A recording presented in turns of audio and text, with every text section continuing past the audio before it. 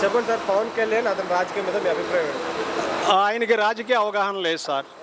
ఆ, deputy CM అయిన తర్వాత ఆయన ఏమైనా మరొక డెవలప్మెంట్ ఆయన ఏం డెవలప్ చేస్తున్నట్టు కనపట్ల. ఇచ్చిన శాఖలకి న్యాయం చేస్తున్నాడా?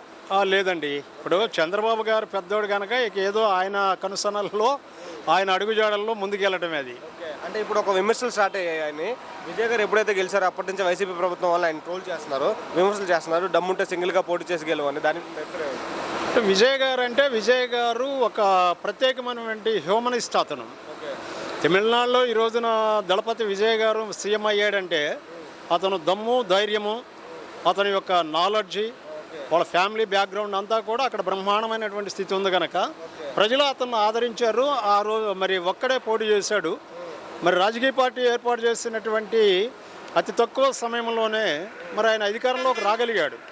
అంటే గత 70 ఏళ్ళ నుండి ఆ రాష్ట్రంలో తమిళనాడు మనం చూసినట్లయితే తమిళనాడులో ఏం జరుగుతుందంటే అక్కడ ఉన్నటువంటి ఎవరైతే ఆధిపత్య కులాలు ఉన్నాయో వారిదే పరిపాలన అయింది కనుక ఈ రోజున అక్కడ ప్రజలు విసిగిపోయారు కనుక మరి విజయ్ గారిని గెలిపించారు. విజయ్ గారు బ్రహ్మాండమైనటువంటి పరిపాలన అందిస్తాడని మేము ఆశిస్తున్నాం. అదే నాలెడ్జ్, అదే అంత తీరు పవన్ కళ్యాణ్ గారికి లేదంటారు? లేదండి.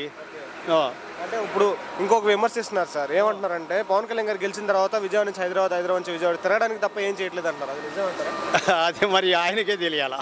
మీ అభిప్రాయం పరంగా ఏంటి? అది నిజంగా ఏం పని చేయట్లేదు అంటారా? ఇప్పుడు ప్రభుత్వము శాఖలు కేటాయించింది కనుక వారి శాఖలకు వారు న్యాయం చేయాలి, మంత్రివర్యులు. ఏం సార్?